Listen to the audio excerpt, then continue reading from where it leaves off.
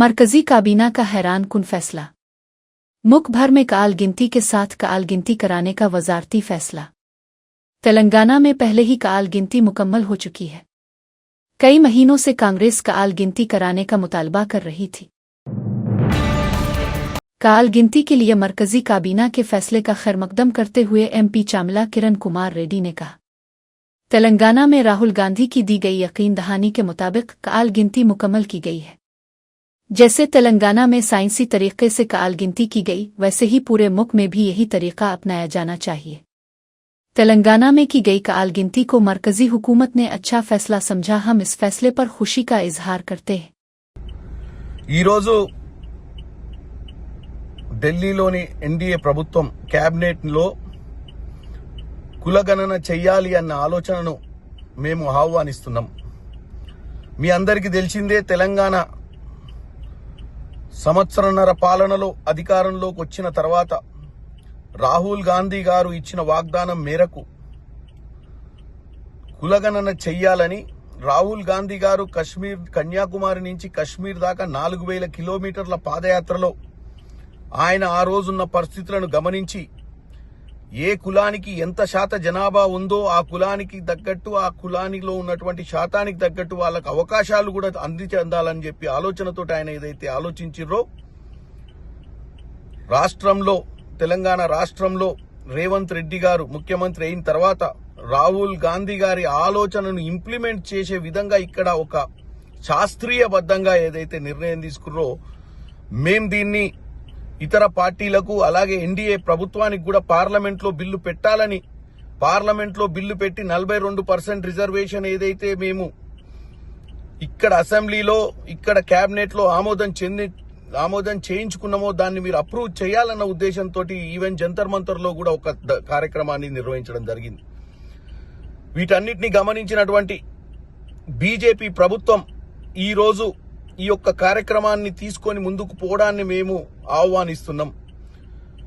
శాస్త్రీయబద్ధంగా ఏదైతే తెలంగాణలో జరిగిందో అదే ప్రకారం భారతదేశంలో కూడా అవసరమైతే మాకు ఇక్కడ చేసినటువంటి అధికారులను కూడా ఒకసారి వాళ్లకు వివరించమని చెప్తాం. అది చేసినట్టయితే ఏదైతే రాహుల్ గాంధీ గారు కోరుకున్న విధంగా ఈ భారతదేశంలో ఈ కులగణన 100 సంవత్సరాల తర్వాత ఈ కులగణన జరిగింది. మనమందర గర్వకారణం ఏంటంటే మన ప్రభుత్వం సంవత్సరన్నర పాలనలో దీన్ని సాధించింది. మనం సాధించిన దాన్ని ఎన్డీఏ ప్రభుత్వం కూడా సెంట్రల్లో ఈరోజు మంచి నిర్ణయంగా భావించి ముందుకు పోవడాన్ని మేమందరం కూడా హర్షం వ్యక్తం చేస్తూ ముఖ్యమంత్రి గారికి ఇక్కడ ఉన్నటువంటి కేబినెట్ మంత్రులు వీళ్ళు తీసుకున్న నిర్ణయాన్ని ఆమోదించి సెంట్రల్ గవర్నమెంట్ తీసుకోవడాన్ని మేమందరం కూడా ఆనందం తెలియజేస్తున్నాం. ఈరోజు महबूब नगर में कांग्रेस कायदीन के दरमियान शदीद झगड़ा हुआ। MP मालूव रवि ने वजीर पवंगोलेटी की कार में MLA बंदला कृष्णा मोहन रेड्डी को थप्पड़ मारा। इस पर बरहम हैकर MLA ने भी MP पर हमला किया, जिससे माहौल कशीदा हो गया। वजीर पवंगोलेटी सब कुछ देखते हुए खामोश रहे, लेकिन झगड़ा रोकने की कोशिश नहीं की। डिप्टी CM भट्टी के हलके में सिर्फ कांग्रेस कारकुनों को इंदिरामुआ मकानात दिए जा रहे हैं, जिस पर गांव वालों ने नाराजगी जाहिर की। मधरा हलके के गोविंदापुरम L गांव में फहरिस्त पर एतराज जताते हुए अफसरान से सवालात किए गए। अवाम ने मुतालबा किया कि मकानात सिर्फ कांग्रेस वालों को न देकर मुस्तहिक गरीबों को गैर सियासी बुनियादों पर दिए जाएं। इस जानिबदारी पर गांव वालों ने हुक्काम के खिलाफ शदीद बिरहमी की। ఎవరికైనా వాళ్ళకి వచ్చేయండి. అలాతో రాజకీయాలకు అతీతంగా మీరు పక్కా ఇల్లు ఇస్తే మాకు బాగానే ఉంటుంది. భూములు 3-4 ఎకరాలు పొలం ఉన్నాయి.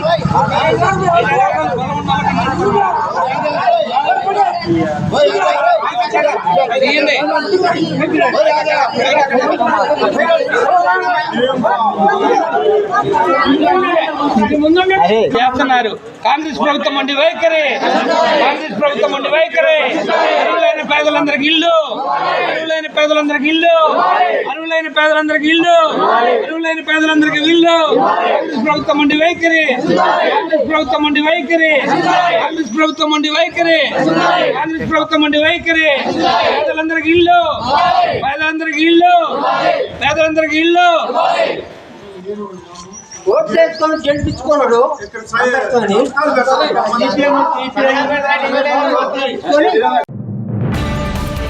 कांग्रेस के कारकुनों ने अपने ही एमएलए मंदल समील के खिलाफ एहतजाज किया।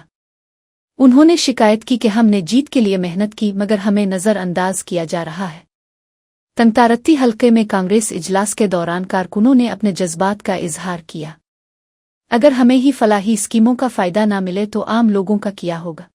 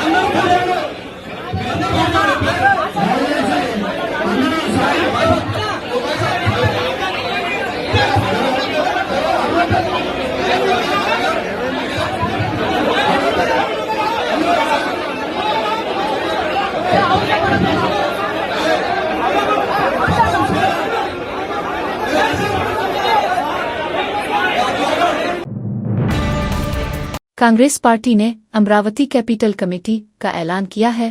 अभी 2 दिन भी नहीं हुए और इत्तेहादी हुकूमत पहले ही खौफजदा है। वजीर आजम मोदी की अमरावती आमद के पेश नज़र पार्टी दफ्तर जाने वाले अफराद को पुलिस ने क्यों रोक, क्यों उन्हें बाहर जाने नहीं दिया गया और क्यों हाउस अरेस्ट किया गया। मेरे आईनी हुकूक की खिलाफ वर्जी की कोशिश क्यों की जा रही है। अवाम को जवाब देना आपकी जिम्मेदारी है।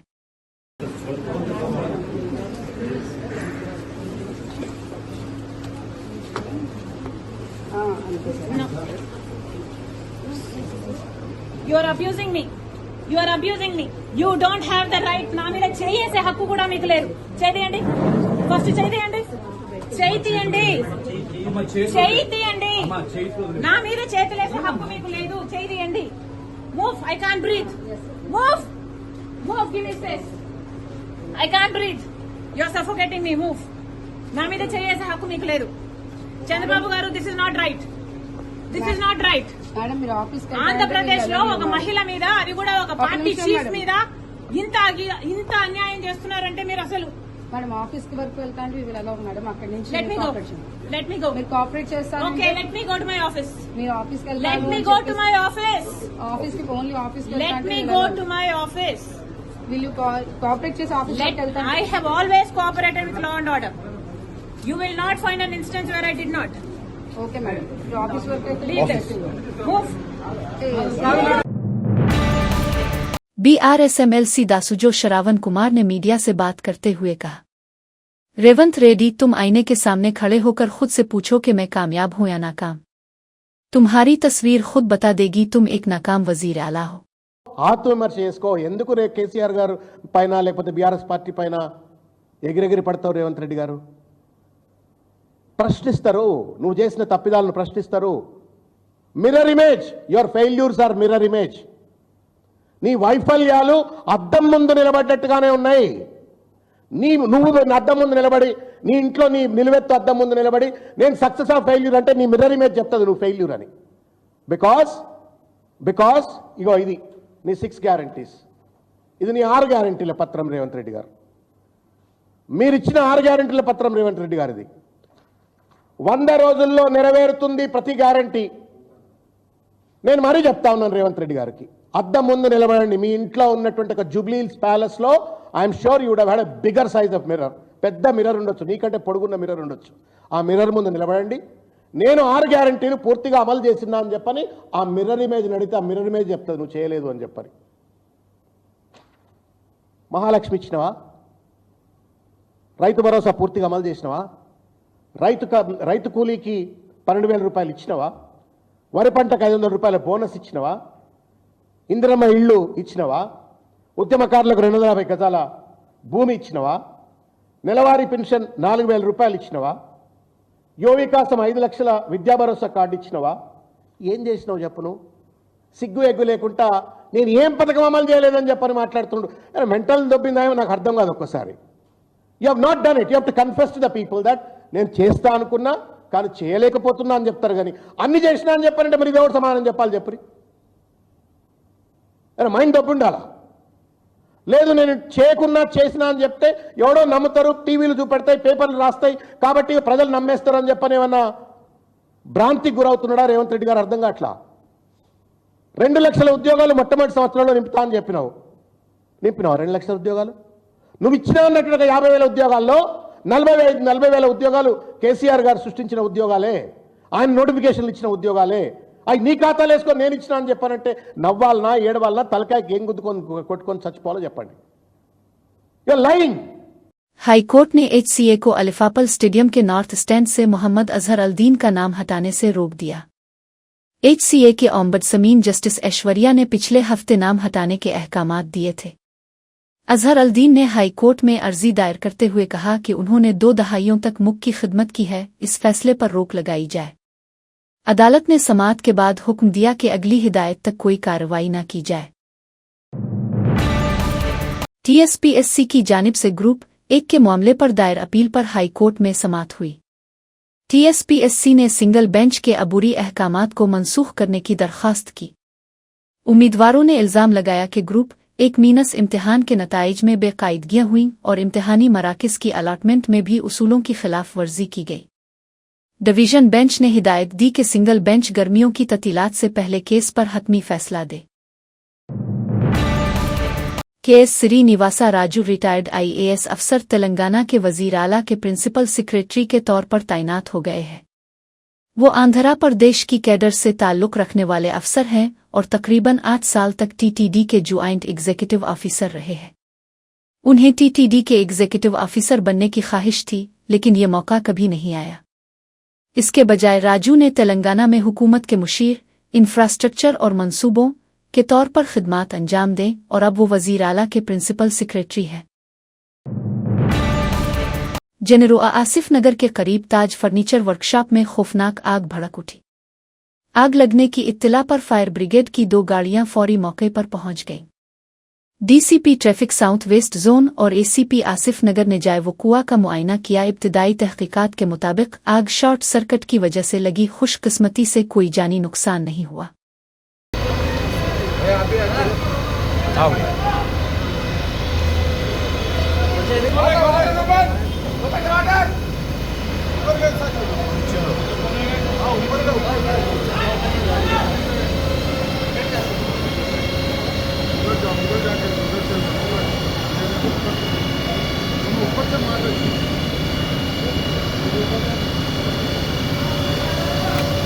बिल्डिंग में से अच्छा हो, सामने की बिल्डिंग से मार रहे हो, ये सामने की बिल्डिंग से मार रहे हो।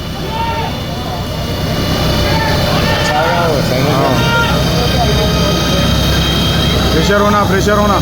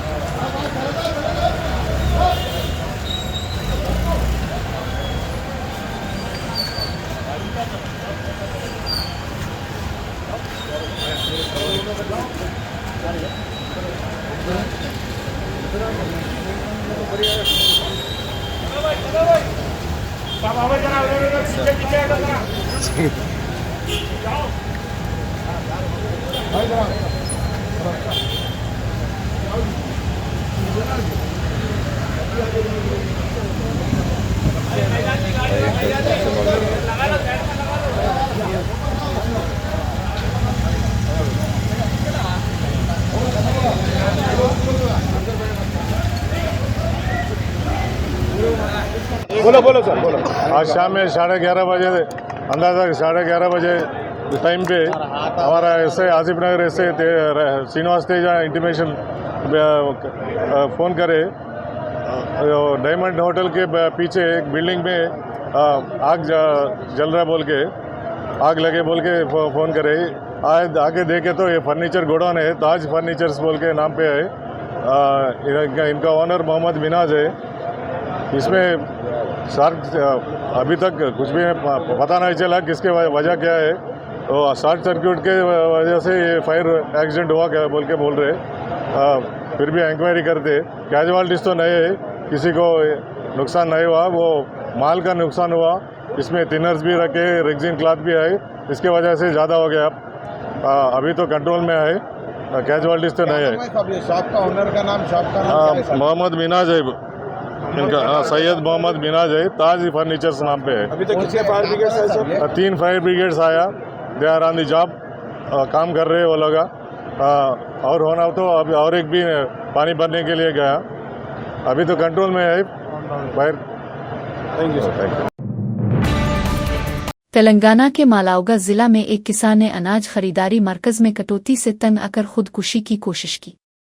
गावनद राव पेट में किसान जेटी राजू ने शिकायत की कि फी क्विंटल 10 किलो कम तोल रहे हैं। फसल को पहले ही ओले पड़ने से नुकसान हुआ, अब बचा हुआ अनाज भी सही कीमत पर नहीं लिया जा रहा।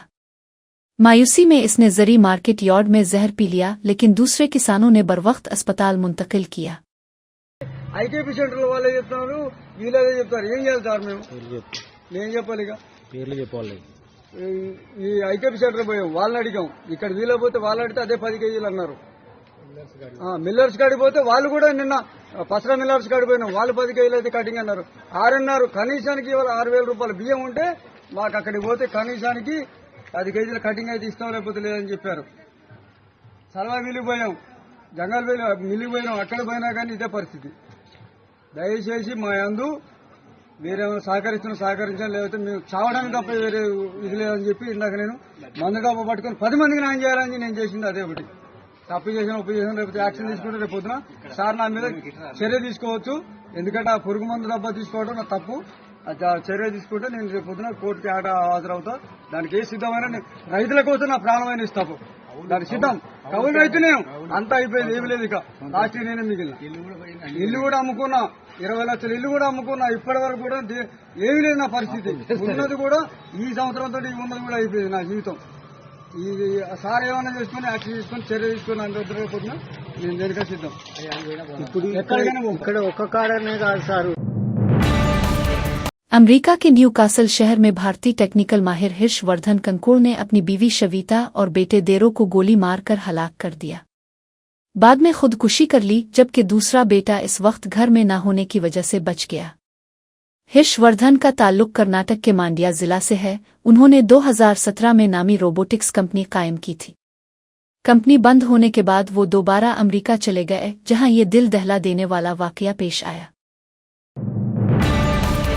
विसन में चिलम अपनुआ सवामी के चंदन आत्सों के दौरान दीवार गिरने से 8 अकीदतमंद हलाक हो गए। रात के वक्त हुई शदीद बारिश के बाइस सीमेंट की दीवार गिर गई, जो भक्तों पर आ गिरी। मरने वालों में हैदराबाद की एक सॉफ्टवेयर कंपनी में काम करने वाले जोड़ा आमा माउशूर राव 30 और शिलिजा 26 शामिल हैं। एनडीआरएफ एहलकारों ने फौरी रेस्क्यू ऑपरेशन शुरू करते हुए मजीद 2 लाशों की तलाश जारी रखी है। विशाखापट्टनम में सनहादुरी अपनुआ चंदन आत्सों के दौरान हादसे की जगह का मुआयना करने वाली वजीर दाखिला अनीता ने कहा, हम तहकीकात करेंगे कि दीवार किसकी मलकियत थी और उसका कंट्रैक्टर कौन था। उन्होंने मजीद कहा कि दीवार की मेयार पर भी तहकीकात की जाएंगी। होम मिनिस्टर अनीता ने इस हादसे की मुकम्मल तहकीकात करने का अहद किया। మరీ జడ్డీలు 1500 లేదు మరి చాలా లేకుండా ఉండదు ఏంటి?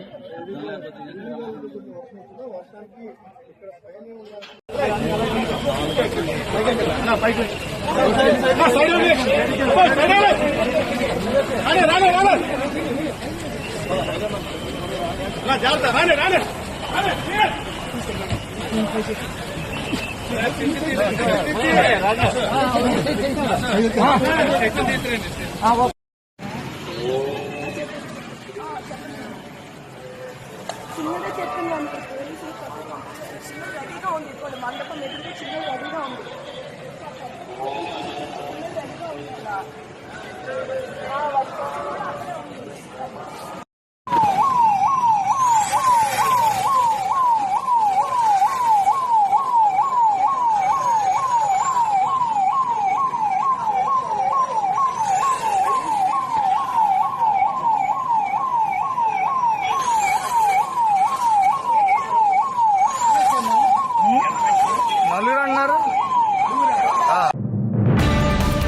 मशरकी गोदावरी जिला के किसुनाकारू की रिहायशी रामादर्ग 28 की 9 माह कबल मोहन कृष्णा से शादी हुई थी।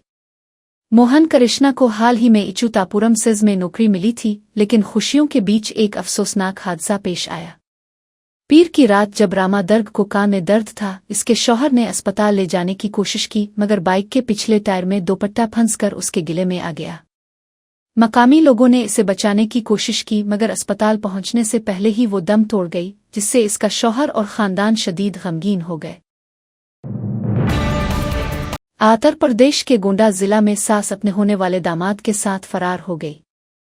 बुनती हुई शादी 9 मई को तय थी, मगर लड़की की मां और दामाद के दरमियान फोन पर ज्यादा बातचीत शुरू हुई। लड़की के घर वालों को शक होने पर रिश्ता तोड़ दिया गया, लेकिन दोनों के दरमियान राब्ता जारी रहा। आखिरकार दोनों लापता हो गए, जिस पर घर वालों ने पुलिस से रुजू किया। नासिक महाराष्ट्र से एक हैरान कुन वाकया सामने आया है, जहां एक मुलजिम पुलिस की हिरासत से फिल्मी अंदाज में फरार हो गया। तफसीलात के मुताबिक करश शिंदे एक हमला के मुकदमे में मुलजिम है। इसे अदालत में पेशी के बाद वापस पुलिस स्टेशन लाया जा रहा था। इसी दौरान इसने पुलिस एहलकारों को धक्का देकर मौका से फिल्मी अंदाज में गाड़ी पर बैठकर फरार हो गया। पुलिस ने फरार मुलजिम की तलाश के लिए बड़े पैमाने पर सर्च ऑपरेशन शुरू कर दिया है। वाकये की मजीद तफ्तीश जारी है, ताकि ये मालूम किया जा सके कि कहीं सिक्योरिटी में कोई कोताही तो नहीं हुई। मजीद तफसीलात के लिए हमारे साथ जुड़े रहिए। बंगलुरु की सरजापुर रोड पर एक हैरानकुन हादसा पेश आया, जहां 2 बाइक सवार तेज रफ्तारी से एक खड़ी वैन से टकरा गए। इस टक्कर के बाइस वो सड़क पर फेंक गए और एक आने वाली बस के नीचे आने से बमुश्किल बच गए। हादसे की शिद्दत इतनी थी कि वो खुशकिस्मती से जान से गए। ये वाकया कर्नाटका में पेश आया। मंगलोर में पाकिस्तान जिंदाबाद के नारे पर मुश्तइल हुजूम ने एक नौजवान अशरफ को कत्ल कर दिया। ये वाकया मंगलोर के कुदोपो में एक मकामी क्रिकेट मैच के दौरान पेश आया, जब अशरफ ने अलेजिडली पाकिस्तान जिंदाबाद नारा बुलंद किया। पुलिस ने हमले में मुलव्वस 15 अफराद को गिरफ्तार कर लिया है। ये अफसोसनाक वाकया कर्नाटका में पेश आया।